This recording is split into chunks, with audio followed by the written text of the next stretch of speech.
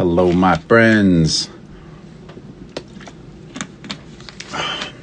Back in LA for a couple of weeks. Got the 47 set up there. Got a nice little spot. My buddy Josh let me use the place for a couple of weeks. Damn. John already on here. Let me just grab him. I'll just get right into it. Boom. Mike Flex background? Is that what's going on? Mike Flex? Is this I just noticed back there, I was like, this is beautiful right there. Is this Matt Beckley's live instead of your live? What, I can't like a microphone? Can't like a 47's gotta be all Beckley? Matt just seems to be the guy that would have the mic as the background in his live. You just like have a 251 right here, maybe Manly here, Chandler right in the background. Hey, there he is. There's Beckley on the chat too. There he is.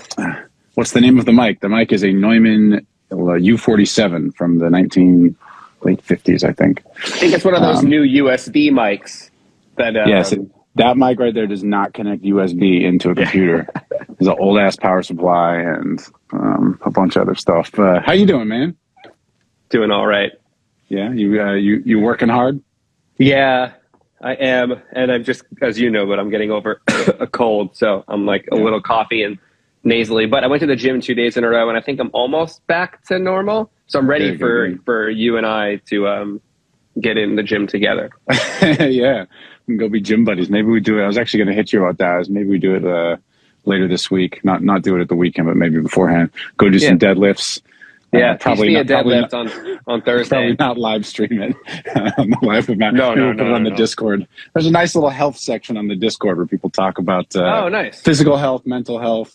I've never done a deadlift, but we should talk about this briefly because I might have told you, but I got a new bed. I kind of grew up, and at 36, I bought my first like real mattress. And nice. in the first 3 weeks of sleeping on it, I'm pretty sure 95% of my back pain is gone. So if because I had an old mattress for quite a bit, maybe that was causing, or just at least not repairing the damage that was happening throughout a normal day. But for example, yesterday I drove to Culver City and back, which is an hour in a car, and normally that would mess me up. Like every time I go to Santa Barbara, as everyone here knows, I love Santa Barbara. By the time I get there, my back hurts so badly. Yeah. And I have no back pain after 3 weeks of this bed, and I'm doing the same shit. So I mean, I don't know. I'm ready to deadlift is all I'm saying. Well, I'm ready for you as well. We will probably get into it. I think you I know you've been doing a lot of work generally on your back, so I think all of that is going to be a big part of it too. But Matt, that's hilarious. Matt Beckley, ridiculous. I'm planning on canceling my monthly physical therapy until I need it, instead of just spending the money to go like I used to have to do. I don't feel like I need it right now. Maybe I should wait till after the deadlifting though, just in case. Well, the deadlifting isn't designed to hurt you. The deadlifting is designed to teach you some technique, and we'll get into it. But yeah, man, the like consistent physical activity will help a lot. It actually is a nice little segue into a question that I think was from last week, but I really liked it. Illove asked, what's the first thing you guys bought after your big check came in? I like the idea of... I wish it was a mattress. Yeah. Well, as record makers, I mean, people spend their money on lots of different things. And obviously not that this is a podcast or a live or a conversation about financial advice or anything. I think it's interesting what people choose to spend their money on. And I actually think the best thing, if people have extra money, the best thing to spend your money on is sleeping better. And the number one thing there is a great mattress. I like a firm mattress. I like a Tempur-Pedic. Once I spent real money on a mattress, it actually like really helped my back problems. And, we talk about this all the time. What chairs should people get? How do you stay healthy? And the reality is just sitting all the time sucks. It hurts you. There's no good way around it. There are things you can do to mitigate it. But if you're sitting all the time, you're going to have back problems. You're going to have neck problems depending on what your physiology is. And I think something like, there's a reason we spend a third of our life unconscious. It's because sleep is really, really important. And so figuring out how to, if you have a little bit extra money, spending it so that you're healthier and you can be better and more present and happier and better at your job and a better friend and all that kind of stuff, I think is really important.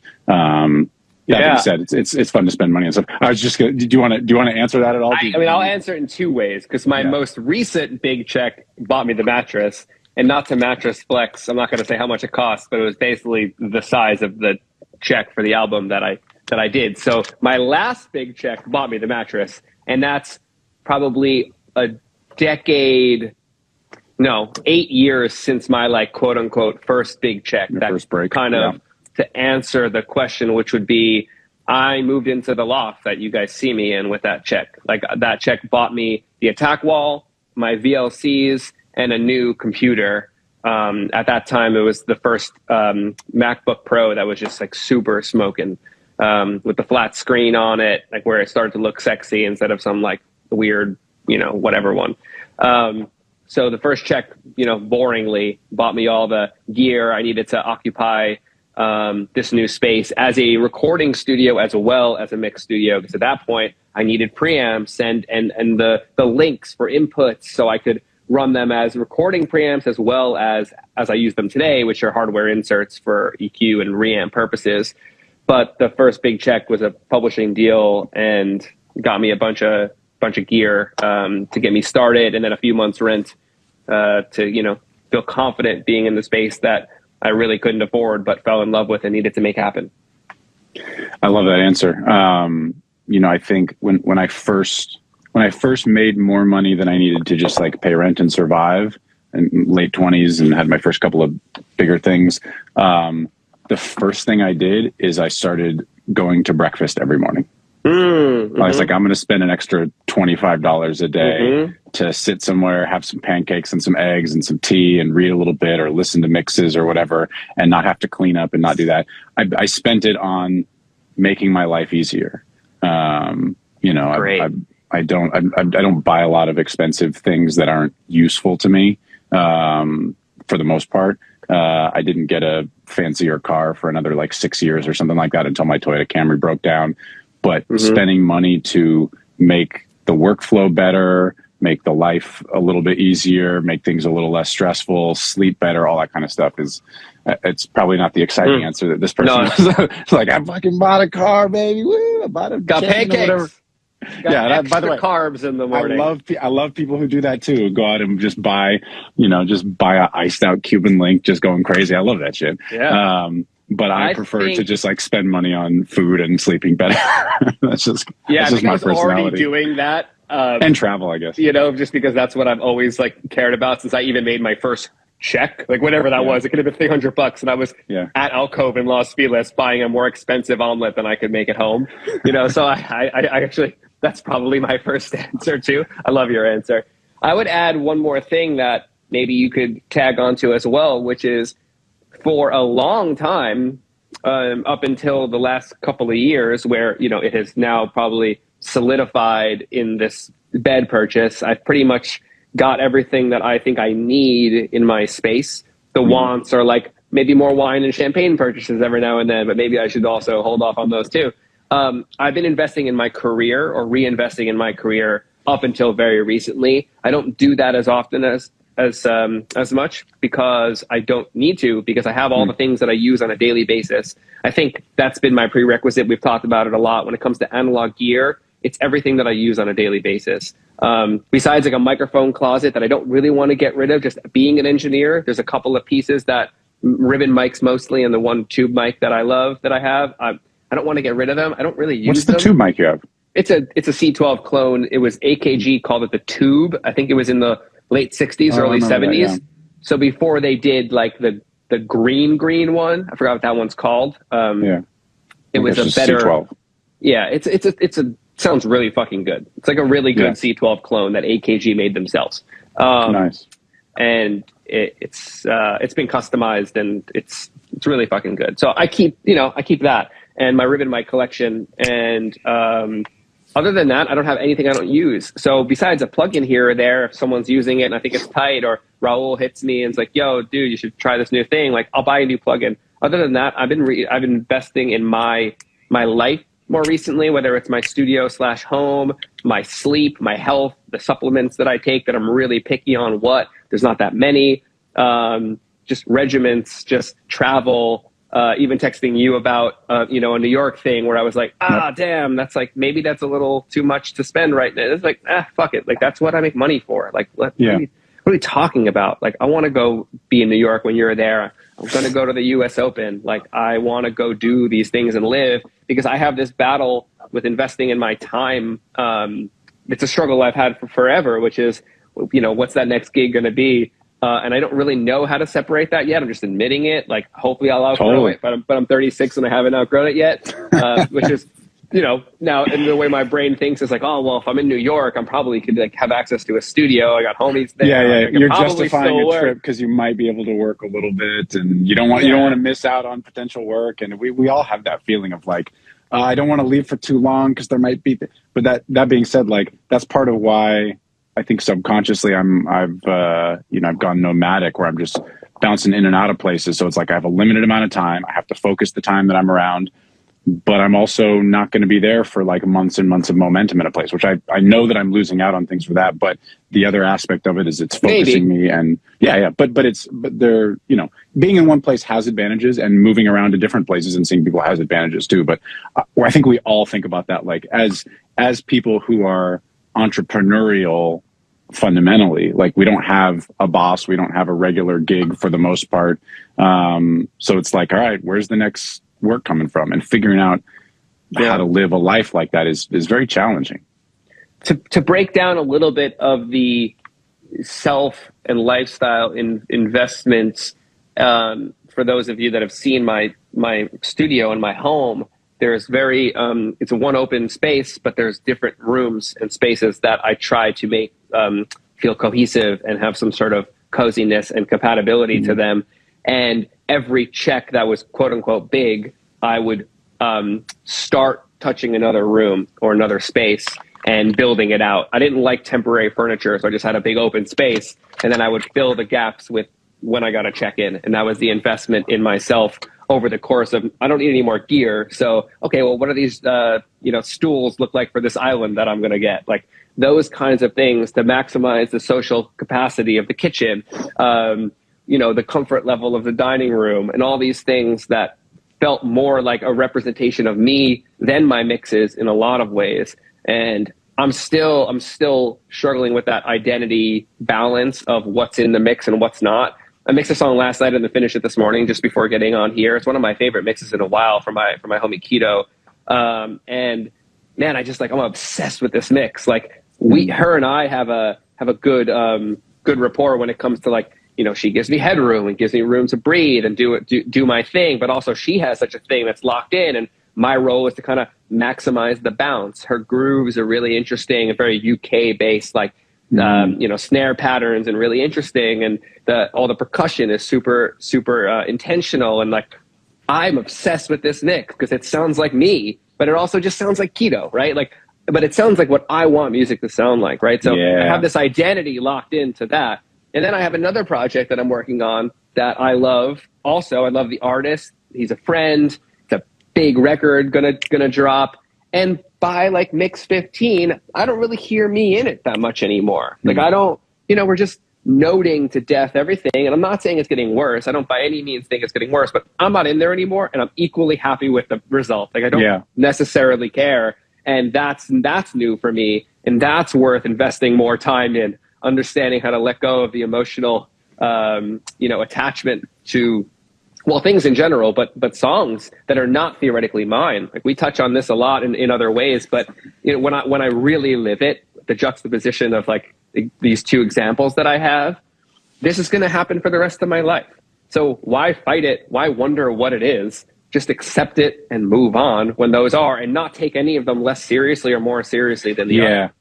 I think of this a lot, and you talking about it made me think of a new way to frame it, which is, wherever you are in the process of someone else's single or album or artistic career, because for the most part, people that are watching this are not artists, so they're collaborators for someone else's career arc. And we always talk about how important it is to keep that in mind, that you are in service of the art, of the song, of someone else's career. If they're lucky, they make a few albums and tour them forever, and you as a producer or songwriter or mixer or mastering engineer or whatever are going to make thousands of thousands of records. So to remove your own ego from it, that's a way to think about it. But I often think about, you know, especially when like doing a mix, like if I get hired to mix and something that Kian said too, it's like my first pass is like the closest to the way I want it to sound. And then from there, it's almost worth going, cool, I've now made my emotional contribution. Now it's part of the whole. And now my job is to just be in service of the whole thing.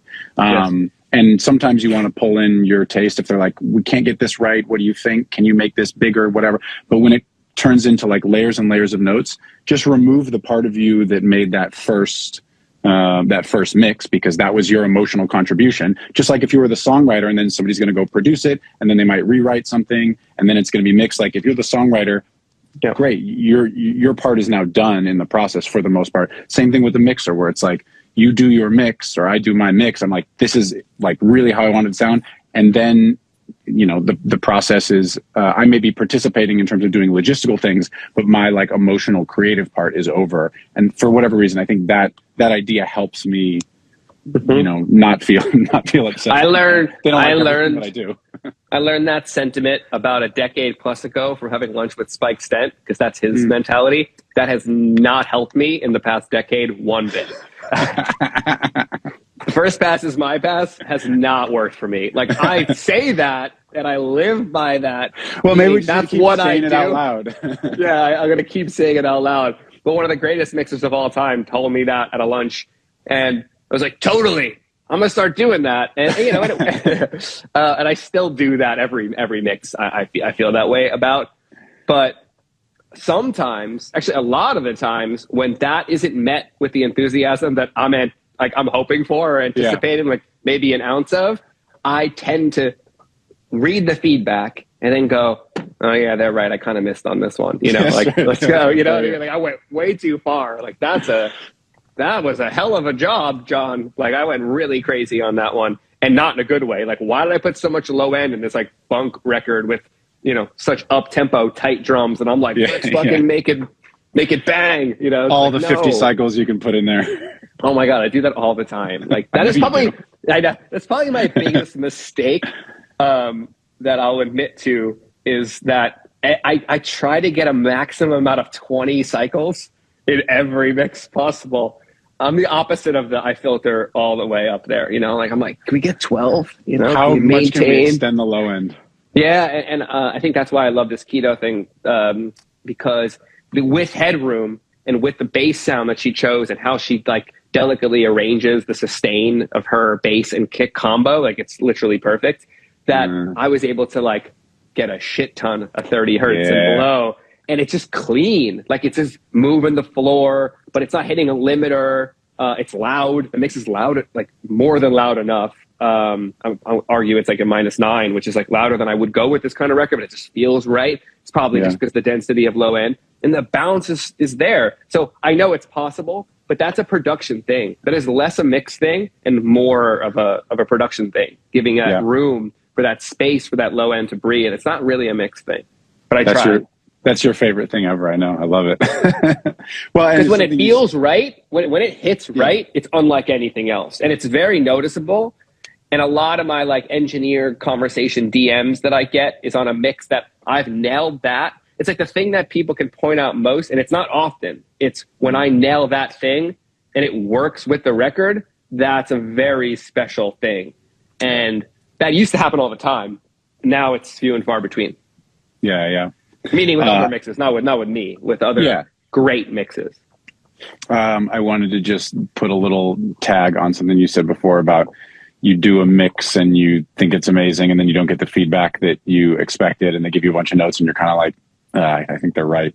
I think that, you know, we've talked about notes before. I think like 9 out of 10 notes are exactly right. And when I get the notes back, I think like 2 or 3 out of 10 are right. I'm like, no, but I did it right. And then it turns out 90% of them are totally right. What that means to me is really specific. It just means something's not right. It might not be the note verbatim, right? We've touched on this a lot. It might not be the exact note. You know, the vocal up could be snare down. Like, you know, it could mean a lot of things. Yeah. All these things can mean a lot of things. And our part of our game is to understand that. That's our job. I mean, it's literally our job is the people who don't have the Yeah. technical knowledge saying, hey, technical person, something doesn't feel right. I want the chorus to be big, or I want this, or I'm not sure. And then it's our job to translate that and to do the best thing. It's literally our job. Yeah. Is to take bad notes and make good records. Yeah, yeah. So that's what I'm going to continue to do. And also try to maximize carrying. I can't believe this back thing. My back is feeling good. And it hasn't felt this good since before I was 21 and broke my back. Like, it's never felt this good. And all I want to do is sleep right now because I just feel like that's going to be better for the long run. It is, by the way. I mean, yeah, definitely. I have dinner with Josh Goodwin tonight, and he likes to go out late. So I was like, yo, can you do 7? Like, could we just like bring it an hour earlier? Like, please. Like, he hasn't confirmed yet. I'm like, I'm trying to get to bed at 9:30. Like, hit me with dinner in the Valley at 7. I'll be in bed by 9:30. I like that. Well, let's see. We got a bunch of good questions, or a few from last week as well. It's kind of since we're in like kind of detailed mixing talk. Somebody when asked, are we not? Well, sometimes you talk about food, you know. That's true. I love the food. We got these new olive oils with yuzu in it. I'm excited to use the yuzu olive oil with some raw fish soon. I just love that I mentioned food. You just go straight into it. Yeah, I'm excited. You want to cook me something with that while I'm here? Let's do that. Yeah, that sounds delightful. I'll find some salmon belly from McCall's. Are you staying in that Airbnb nearby? Are you in Los Angeles again? Yeah, near there. If you go by McCall's and if they have salmon belly, just pick up like 2 pounds of salmon belly. Otherwise, I'll try to get it. But without a doubt. Because sometimes they don't have it when I go, and it's always a letdown. I love that we're making shopping plans. And if there's black cod, get a pound of that too. I'm gonna go on McCall's and FaceTime you and make sure you can look at the selections. Just because I don't know when I can get over there, but I can probably get over there tomorrow or Thursday. I just can't go today. But sometimes they run out by the end of the week. I don't know if I'll be there today. We'll figure it out. It out. I'll text you. Yeah. What was the mixing question I was gonna do? Lewis asked about tips for getting a nice combo of mono kick and stereo bass. Kanye Hurricane, for example, which is a great sounding song with like 4 different drum sounds and then the like one synthy. Yeah, hire a circuit to do your bass. Yeah. I think that was his contribution to that record. I'll ask. Epic. Yeah. I mean, that is an interesting thing. What you give up when you stereoize a bass signal and try to have a mono kick. Panning bass doesn't work as well. Basically, the lower the frequency, the more things can phase and interact and sound uncomfortable when you have things that are in the same frequency range. Yeah. And low end is the perfect example of that. If you have a kick that hits with a bass note, and then it says different bass note on the next kick, like 808s, and things will add up. We've talked about this about phase, and things will add up differently. If you have a main bass, like Hurricane has a main kind of like very 2022 808 sound that's sort of like short, like bow, but they're pitchy, like they're changing pitch, and then it has a stereo kind of vibrating, oscillating keyboard Mo sound. Bass or Juno bass or something. Yeah, with quite a bit of movement in it. But the way they do that in that song, panning's part of it, but also there just isn't a lot of sub going on in the second bass. You can't really have competing sub frequencies in a song without getting into a lot of trouble quickly. There's creative ways to do things like that. We have to be very careful with it. Basically they're not using 2 bass sounds that are doing the same thing. One's a bit higher, one's a bit filtered, and then one is punchier and lower. And there's also a bunch of sidechain in that song. There's different, that song specifically, I think is amazing. And I love that there's like 9 producers and 37 writers, because it's just like, and here's a new drum sound from a new set of producers, and here's a new drum sound. Yeah, exactly. But a lot of the way, all the classic ways I would say is, filtering, sidechain, and just being frequency aware. I don't know. Any thoughts on that? Do you do much stereo? Is there much stereo based stuff that you deal with? Yeah, I mean, there's a bunch, but I do exactly what you're talking about, and I filter the side basses, fairly high. It depends. I mean, it depends on what the rough felt like and if they're going to miss some of that rumble. But like honestly, stereo basses that are oscillating don't translate well to smaller devices. They add to this like kind of distorted clipping sound that you wouldn't hear on speakers, but like on an iPhone, for example, that happens a lot. AirPods. It also makes you feel claustrophobic in AirPods. You'll get that like tightening of the inner ear when you're listening. Because there's a phase thing happening at a low frequency, and it makes you kind of it's not desirable at all. You won't be able to tell on good speakers. So it's more of a guessing game in a lot of ways, unless you have like a Northwood Acoustics like crazy tune room like Sterling or like Rory does, or something like that, where the low end is just so effortlessly perfect all the way down. Almost none of our rooms can really tell those things. So I think I think filtering is the move there, but it's also, again, it's more of a production move. I think that a bass that's going to be buzzy on the side could potentially be up an octave or not hit that root super low that the 808's doing, maybe harmonized with, or just like omitted, or add tension with that bass that's kind of doing a pedal tone that octave higher, and think about it more of an arrangement way than some sort of bass filtering EQ way. Yeah, it's a good way to think about it is arrangement instead of thinking about it as like an EQ move. The thing that I think people know but maybe don't think about as an obvious thing, you can have a vocal, a choir, or have a bass or something like that, and take out the fundamental frequency and still have the effect of the sound. So that's kind of the one of the big, I was talking to my buddy Moon, a producer in the UK, about background vocals and recording gang vocals by oneself in a room and just stacking up single vocals rather than recording people in a room. And how do you make it feel like people in a room? And a big part of that is standing away from the mic and adding some reverb and not tuning everything and all that kind of stuff, treating them as a whole. But one of the things is taking off low end. So even if somebody's singing a very low vocal in a choir, because the idea is they're further away, it takes more for bass frequencies to travel. If you lop off some of the low end, you'll still hear the voice, but you won't have that low frequency, the actual low frequency of the vocal as though they're on the mic. Same sort of thing with bass on a song like Hurricane, where if you don't have, I don't know, but apparently the guy who mixed it has talked about it a bit, but things like that, I don't know if he literally did this, but if you actually just take off the sub frequencies, you still hear the bass because you hear all the overtones. And so you still get the effect of it, and you can make room for other bass. So filtering doesn't necessarily, you can filter out the low frequencies of an instrument and still hear it very clearly. I don't know, man. I put 12 hertz in every background vocal. So after I filtered a 120 though. So somebody said something about you making music for elephants, and I like that. I feel like elephant low end is like that might be the brand name. Try to save the species one cycle at a time. When you make a piece of custom Jon Castelli tube gear, your company can be elephant low end. I think that's the vibe. Ooh, elephant lows. That's cool. Yeah. I mean, that's what I do. Somebody asked for elephants. Tell the labels.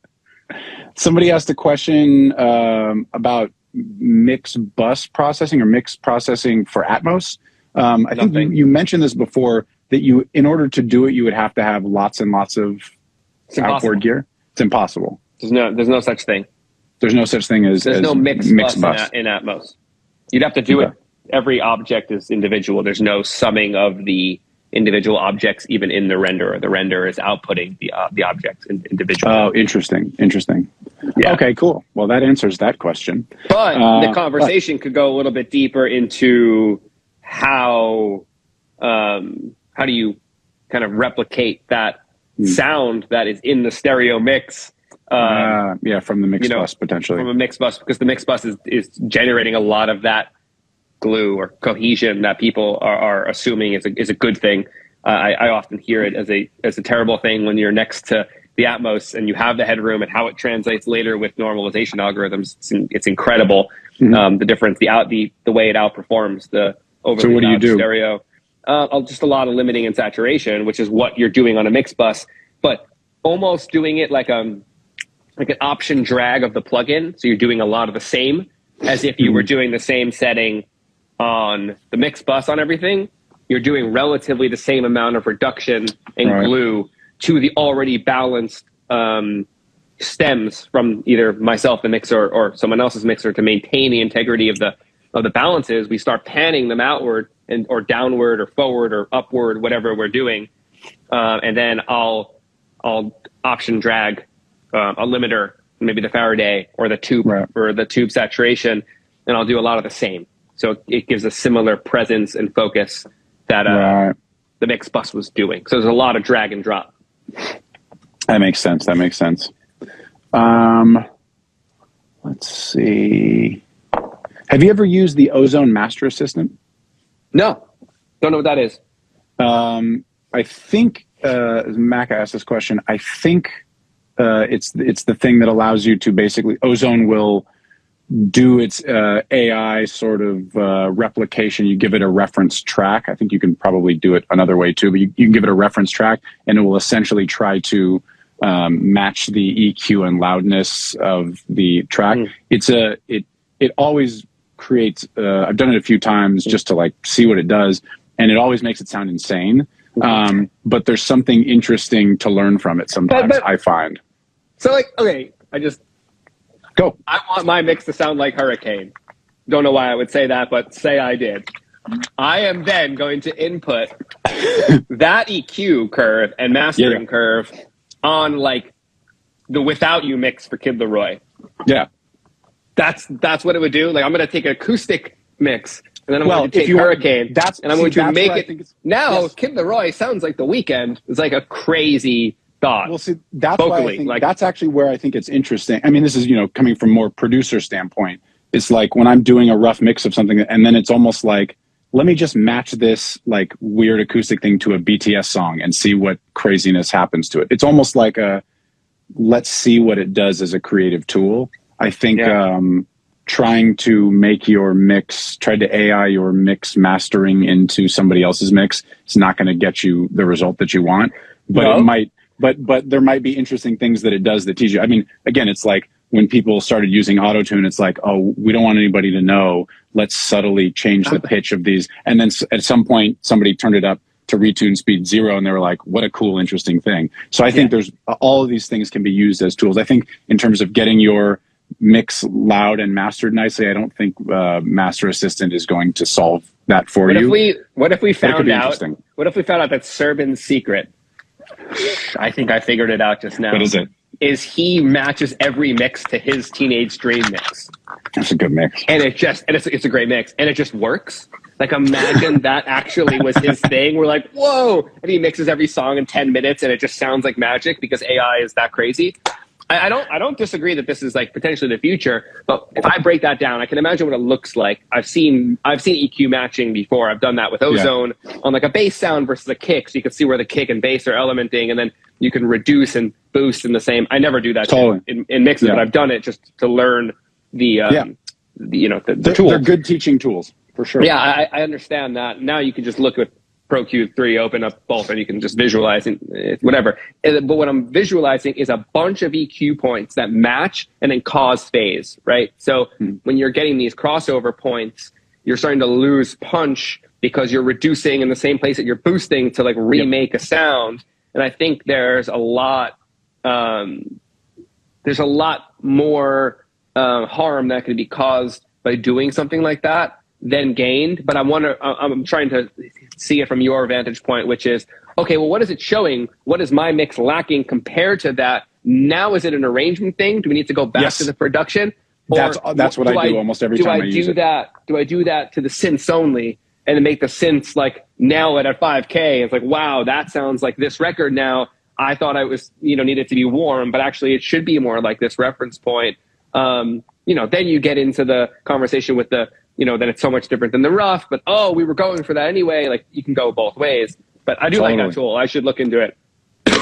Yeah. And what you also realize, when that feature first came out, I was mixing something and I was like, let me just see what happens with 3 different songs. And they did 3 drastically different things because all songs and mixes sound pretty different. So it's not like all of a sudden it's going to be like, it's going to have the brightness and loudness and clarity and low end of what mixes should sound like, because as we've talked about many times, there's a wide range of what you can do with mixes, but it is very interesting. Just going to EQ match Teenage Dream on everything and see what happens.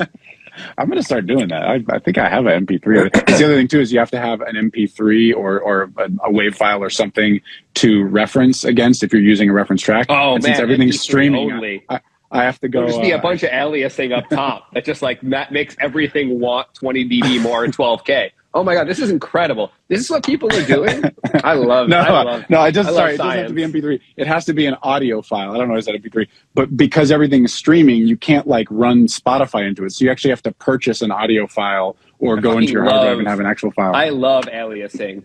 The sound of SoundCloud.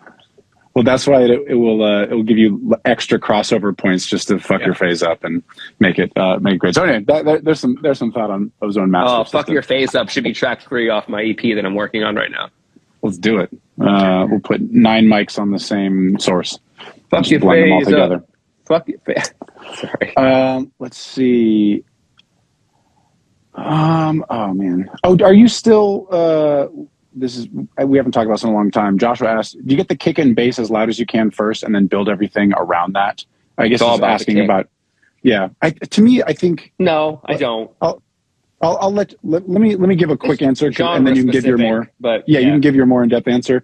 Depending on the song, if it's like a full arrangement song, to me, it's drums leaning on the low end and vocal. And depending on what the song is and what I'm feeling and what I hear from the rough or where I'm at in the process, since I'm often producing as well, it's vocal and drums. Those are the defining anchors to a record when I'm mixing, producing, honestly, writing to a large extent too. So that's generally how I do it. I know you've talked in the past about kind of kick and bass being fundamental when you're starting a mix, but not always starting with that. Have you changed that at all? Are you still generally... Yeah. It's a good question because it's definitely a myth. I mean, I think there's so many overly insecure kick drums out there in the world that are just like, oh my God, listen to me. I know how to make a kick drum loud.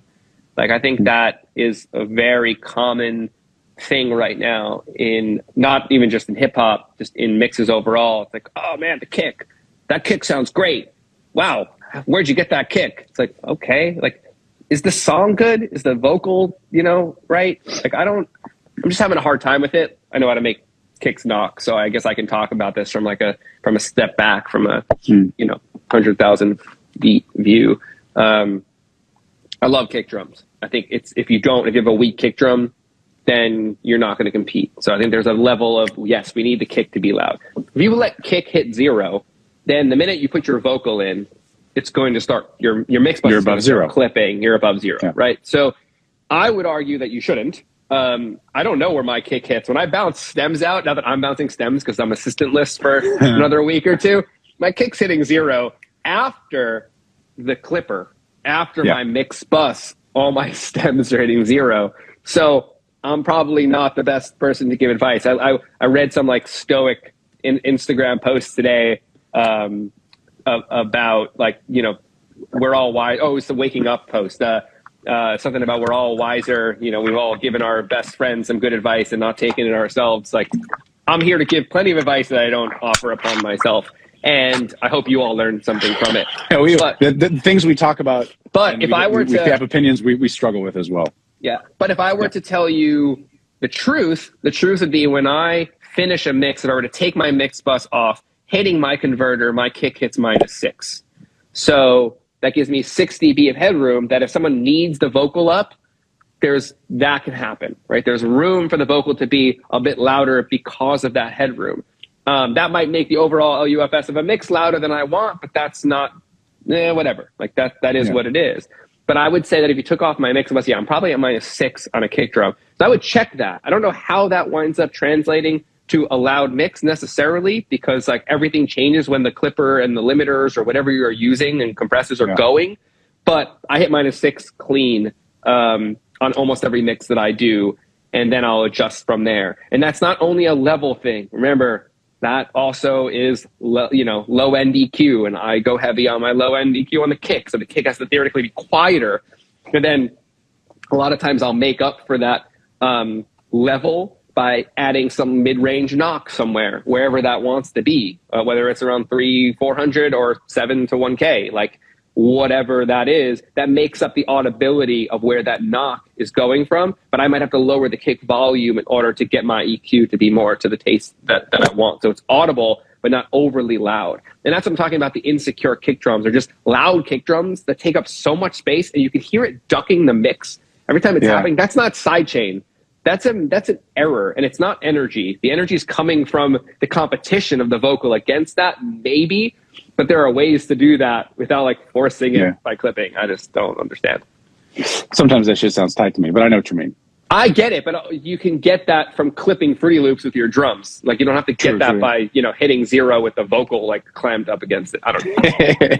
I get it. The energy is... John, I love it. The recreation of that energy is like my favorite thing to do during the day. It's like, all right, how much clipping are we going to do? What are we going to use? Yeah. Like, I like it. I'm not against it. I clip all the time. This mix that I just said I'm in love with, there's plenty of clippers going on. It doesn't sound clipped, though. It just sounds energized. Yeah, I was on my workout playlist. There's the XXX Tentacion Look at Me, which is the most disgustingly clipped mix version, and that shit goes so hard. It gets me so hyped up every time. Yeah, and it's like it's the anti what we're talking about, and it can be dope too. But yeah, I think people leaning on it too much. That's 1 in a million, though. That record is 1 in a million. I love that. It's so good. No, Jon Castelli, like no, that shit's fucking crazy. I'm not. It's insane.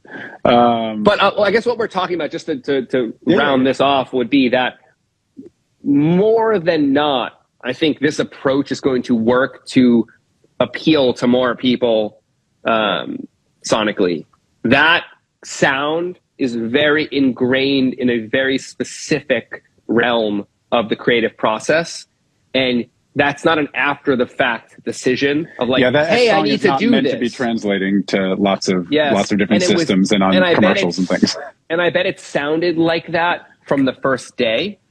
Not probably, as a mix engineer was like, I'm going to mix this now and I'm going to add this vibe. Totally. That is so I don't want to get it. So it's a production choice, and it's like day one demo choice from knowing what it's like to be in rooms of that nature and knowing these humans. That is not a mixed decision. So we should just like clarify when we're talking, when someone asks the question is, where do you start and where's your kick hitting? Yep.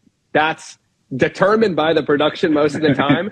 But when it comes to me and giving myself headroom, because I consider myself a mix engineer that can remake and understand people's intention, and I have ears, and I can lower things 6 dB and then make it up another way to get it back to how they had it. That's not for the faint of heart. That's not just something that you can just do. You can't just turn someone's mix down 6 dB and send it back and they're going to be like, yeah. Sadly, that's not the way it's going to be. You need to rebuild that excitement. So I want to be more clear on where I'm coming from, because I completely agree. That record sounds crazy. And when I put it on, I'm like, let's go. It's a little bit unlistenable on my PMCs, but like I put it on the car. Yeah, we'll listen to it when we're doing deadlifts. Yeah, nice. We'll share the AirPod connection. There's a couple of really big ones. How much time do we have? We got like... So funny. When I work out, I listen to geeky science podcasts. Today I was listening to a podcast on cancer metabolism and NAD metabolism. Like, I don't even put... Maybe I could lift heavier if I put some XXX on. Like, I listen to super geeky, wholesome science shit. It's weird. My lifting playlist is that X song, Get Up 10, the Cardi B song, which is the first song off her album, where she's just like, everybody doubted me. I've been down 9 times. I'm gonna get up to, like, it's just such a like, yo, I'm pumped. Let's go. Let's go. That. I got 2 Rage Against the Machine songs from Evil Empire. I've got DNA and Humble, the Kendrick songs. And then Lose Yourself is always the is like the for the last set. Locker room. Let's go. That's the last set song where it's like, all right, let's go. Let's get it. I was just watching Eminem and 8 Mile in my head, just like, let's go. Okay, let's see. What there's a couple other questions. Printing. There was a question about printing that I think we've touched on before, but I like, somebody asked, when do you feel like I'm going to print or commit something in Pro Tools? And I think this varies a lot with what role you're in, but from talking to you and from just making more records, I try to print and commit way more than I used to. I try not to leave things. I mean, this is really, in the old school engineer sense, that's what engineering used to be. Before really there was even such a thing as a mix engineer. It's like, you get the sound, you get the compressor and the EQ and the mic is on the right thing, and you capture the sound, and then it's recorded and that's it. So you're mixing as part of the engineering, as the capturing. And I think we got away from that when all of a sudden you could put layers of plugins and a whole chain on things as you're producing and leave things to the last minute. But I think that idea of having all the crayons in the box can be limiting. And I think it's really nice to be able to print things. And certainly you do that when you're mixing. You have everything rendered and then you're mixing from printed, committed stems or individual things. Sometimes I think about sending a deliverable back to a label or a producer, and I'm seeing my session with almost no plugins on sometimes, because I'll a lot of times I'll do plugin processing into the VLCs. So I'm hitting a tube stage after plugins. So it would look like I didn't do anything to the sound. I'd be like, what do we hire this guy for? You know, there's nothing on it. But like, if you look at the hidden and inactive plugins, if I left them in the session, which I don't, I just send a clean. When you send it, you'll send it. When I send it, I just send a clean save copy of all the active stuff. Sometimes there's a lot of sounds that have nothing on it, but like you wouldn't know that I committed to here. But I do that really fast. I'll clamp down on a limiter or a clipper and I'll EQ, and then I'll hit the tubes after it. Then I might EQ again after the tubes, depending on if it's just a little too much of the sauce that I'm going for. And then that's it. You know, maybe an additive boost in Spectre after the fact. So maybe that's only thing on the plug on the chain is Spectre, right? Yeah.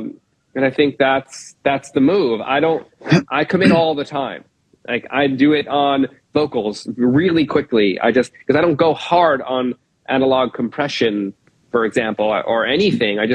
Does this make it a little bit better? Cool, commit it. Yeah. And then like work from that new version of the sound. I don't really, I like committing. I also come from that time where I used to mix as I was tracking, and the performer, whether it was a guitar player, singer, drummer, whatever, would be in the live room, and I'd be tweaking the sound through loudspeakers as if I was mixing it while I was recording it. And we got to do that. And that presents itself in the instinctual response to a mix as well, where I'm sitting there, I hear a sound, I'm in solo mode, or I mute a bunch of things, and I'm just shaping things into the mix with it all playing and not soloing one. Like we talk about this all the time, I never make a decision with something soloed. And not even if it's some like really sensitive fix thing. You can see that with Pro Q3 now. With any analyzer, you can see the super spiky shit that you're like noticing. So I don't need to solo it to hear that as much as you maybe needed to back in the day. So I think the committing is a whole philosophy on what it means to performatively mix something and instinctually mix something. Yeah, and just save as. Yeah. Just save as. And always duplicate a sound and always duplicate a playlist. You should always be able to go back to something that you had before. Yeah, you just, in Pro Tools, you do the commit and then you click the option hide and make inactive instead of delete or something like that. And you have it in there if you want to reference it, but just commit things. It just streamlines the decision making too. You just have fewer things to manipulate. If you don't have a large plugin chain, you just have the sound. You have fewer things to think about. I believe it makes me more precise. It's also, we talked about this with delays and reverbs and things like that. I've started printing those more because again, you're not then manipulating it's just, you have the reverb sound. You don't have the plugin to play with, just the reverb sound. So you can mute things, you can automate things, but I think working more in audio it's just good for work. Oh yeah. Committed reverbs are great for actually understanding the tells and where things should let go, and not letting it all be a one size fits all. Like, oh wait, maybe the verse needs to come down here, not with an automation move necessarily. Maybe it's a filtering move, and you're just seeing it differently and hearing it differently. I love seeing big audio files, and I was just going to say something too. I think that there was a time in my career that I used to think, damn, like the best mix engineers get the best stems, from great producers, and they don't have to over process stuff because it really sounds good. And that's a point of arrival, for a professional mix engineer, is to get to that place where the caliber of producer that you're working with already understands what they're going for. Like, I'm not reinventing a sound unless they're asking me to do it. Like, hey man, I was thinking more like this. I couldn't really quite nail it. So here's the raw stem, but like, here's a reference. I want it to sound like this thing. And just like phaser sound from an FKA Twigs thing. Can you like do that? Sure. I know how to do that. So I'll do that. But a lot of the times these things are caked in. So the over processing of sounds is not necessary unless you really have to bring that life to it because it's not quite where it's at. I think that was something I recognized only in the last few years that, well, I've reached most of the time. A lot of times I also work with young producers that are still great and finding their way, but like, are working with great songwriters. So there's elements of greatness there that you can, they're asking for a little bit more heavy lifting. But most of the time, in my perspective, is the producer's great. And if it doesn't sound great, there's a reason why it doesn't sound great. So leave it be, because everyone agreed on this decision and they like it. So what am I? Who am I? So I used to get like, it was almost a jealousy thing where I'd be like, damn, like if I only had access to Mark Ronson stems or to, Tyler Johnson stems or whoever these like great producers are. It's like, well, now I work with Tyler and I work with with Blake Slotkin and all these like great producers that their sounds are so dialed in. I'm going to change Blake's acoustic guitar sound that he captured with, a 251 and a beautiful 1960s Gibson. Like, I'm just going to change that sound. No, I'm going to enhance it. And I'm going to enhance it subtly so it maintains the character of the trueness that he and Kid Leroy and whoever got so excited about in the room. I'm just going to change. It doesn't make, you know what I mean? Just like think philosophically about why would I change that sound so dramatically by over-processing. This is the luxury of success, is that you tend to work with people who know what they're doing, which makes you show up and make better work. I exactly. think the stakes get higher in a different way. Yeah. A different set of challenges. It's definitely, there's great bits of stories. It's almost like the Discord has become a support group sometimes for, young engineers and mixers who are dealing with really, really badly recorded tracks and bad notes and all that kind of stuff. And that is much more of a challenge when you're starting out, when you're working with people who don't know what they're doing. But, as we always say, just like make the best possible records with the people around you, and just over time, it'll continue to refine. But it's different set of challenges as you get higher up to in the totem pole, I suppose. Let's see, what do we got? We got 8 minutes left or so. All right, let's do this one. It's always nice to touch on this. Jordan asked, wisdom on maintaining healthy relationships, character, attitude toward industry when business gets in the way of friendship. This is like, it's like a question that we can always talk about, because it's always a challenge in what we do, which is like creative and emotional and entrepreneurial. And a lot of it is LA or touching LA, which has its own kind of weird Hollywood friendship, pseudo friendship hierarchy thing. I think it's challenging. I don't know that, I have specific advice any more than we've talked about before, but friends you make through music, it's rare to become friends with someone like you, as good of friends as we are. Most of our music friendships are real friendships, but they're also partially work friendships, and they're also partially, they're based on, I imagine people who work corporate jobs, you hang out with John and Lisa at the water cooler. I don't know why I said John. Let's say Ted and Lisa at the water cooler. And those people are your friends, but they're also your work colleagues, but they're not like your friends you grew up with, and they're not people you might necessarily be really close with outside of work. But so there's a large gray area / overlap / friendships adjust and change over time. I think also, so it's all I want to say is that it's challenging and it's always there. And it doesn't mean that people are fake. It doesn't mean that people are really your super close friends and they'll die for you. There's a whole spectrum of relationships, and it's always challenging. It doesn't get easier. I think it gets easier to deal with, maybe because you learn more about it. And so you learn, like, how much do I invest in a person? For me, if I'm getting together with an artist for a couple of days and we're writing songs, we get into really intimate details about our life in order to create something that's authentic and meaningful. I mean, I've never really written a great kind of superficial whatever song. I've written a lot of them, but none of them have been great. The great stuff happens when you really catch a moment of vulnerability. And so when you do that with people, you build a bond with them that is, and it's not dissimilar from being a mixer or whatever. You spend a lot of time with someone on something that is really emotionally important to people in the process, and that bonds you differently than, say, if you worked on, you worked with Lisa in accounting on a work thing for a week or two. It's a different kind of bond, and so you feel a different relationship, but it's also not the same as your family or really close friends. And it's hard to negotiate those things sometimes. And again, it doesn't mean all these things are necessarily good or bad. It is just different and challenging.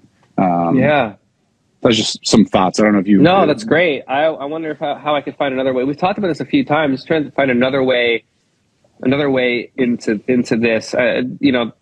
I'd be nothing without the relationships that I've made through music when it comes to my career, but also as the person that I want to reflect back into the world. Creatives that are, the term chosen family comes to mind here in a conversation like this. I think people that do what we do get us in a way that others can't. Yes. And are a bit more forgiving and understanding of that, the dedication. And the sort of outsiderness of it, the challenge. Yes. We've talked about there isn't a good like scaffolding path, whatever, for people making music as a career. So you do need, I felt like I've needed to bond with people who do this because people can understand me a little bit better. At the same time, you also need people that are removed from it that can bring you back down to earth, because this can't be everything.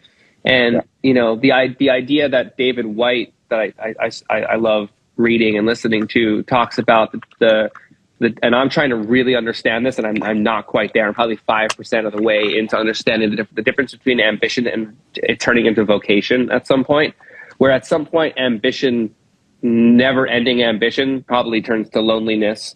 And I was just having this conversation with somebody. Keep going. I've been thinking about this a lot. Yeah, I'd love to have an off-mic conversation with you over dinner about this, because I really don't fully understand it, because I'm still chasing the ambition. Me too. And we talked about this on the phone the other day about what I'm going through personally right now, and what the meditation practice up until now has prepared me for, which is the ability to be aware of the feelings and emotions that I'm encountering, and doing my best to let them pass, even though they're probably lasting a bit longer than I'd want them to. That's fine, because I'm aware of that, and I can even vocalize that and step back from it. I'm not meditating right now, and it's kind of annoying, but I listen to something on that waking up app every day to some degree, whether it's a conversation about mindfulness or some one of the practices. Anyway, I think there's a level of understanding that we all as humans, through this search for an ambitious effort in creativity, funding our life, supporting our lifestyle based on necessity. Like, we don't do this for the money, but we do it for the money. Like, if we didn't get paid to do it, I wouldn't do it. If we want to do it professionally, you have to have money. Yeah, as a compensation for your time. Yeah. Yeah, but it's my favorite thing to do. I always say people, I did it for almost 20 years for no money.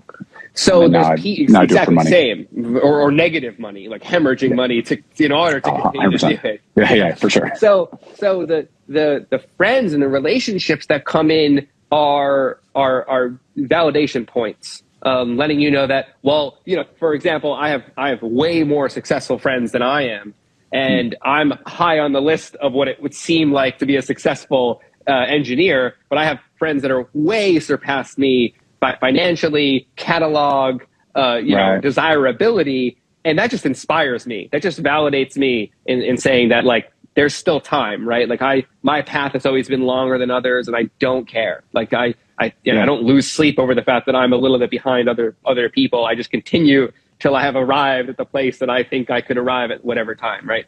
And I think that the relationships that we build should support that and not negate that or cause more insecurities. And I think part of that, and I'll kind of end on this thought, is that the found joy in others' success, matched with that, with those relationships being built, is what strengthens those and turns them into the chosen family, and the desired closeness that we can turn into true friends, versus we show up to a room and we're friendly, but we're also like overly competitive to the point where we can't really connect because we're just wondering what each other is doing. And that's the distinction you have to make when you're determining which friendships and relationships to dive deeper into. Two quick thoughts. I like that a lot. The first one is, I think when you think about being ahead or behind of other people, I think that's ambition. When you think about being ahead or behind of what makes you happy in the process and what you want to explore, that's more vocation. I think that's one of the distinctions. But I really am excited to talk to you more about that. I think about it a lot too.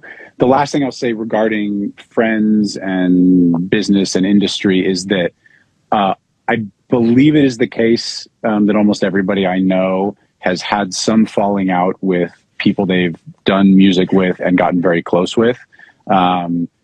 It happens to everybody. It's going to happen to you. If it hasn't already happened to you, it'll happen to you more. It's kind of the way things go when you're dealing with lots of ambition, lots of vulnerability and personality, and potentially lots and lots of money and pop culture visibility and hierarchies. Kind of no matter what you do, you will get into close relationships with people and then have falling outs, and that's okay. And it doesn't, the thing to do is to reflect on it, see what your part is that you can do better about next time. Try to repair things if they're reparable, but oftentimes people just grow apart, and sometimes business gets fucked up and it's out of your control, and that's okay. I mean, you do what you can do, but even the people with the best intentions and the best practices, things are going to get screwed up sometimes. And that's another big challenge of what we do. It's that there's lots of personalities, there's lots of ego, there's lots of money, and there's lots of insecurity. We have those things. It's not just out there. It's like, I have them too. You have them too. And it's much more challenging than just saying, cool, you got to show up at 9 and then you punch out at 5 and then you just work your way up the corporate ladder. There's a big emotional and entrepreneurial component that makes it very challenging. And it's okay when things don't go well. It's going to happen to everybody. Boom. Love you, Jon. Fun. Good to see you, man. Love you too. I'll see you soon. Yeah, I'll see you soon, man. Thank you, guys. I'm going to go jump on the Discord after. Peace, guys.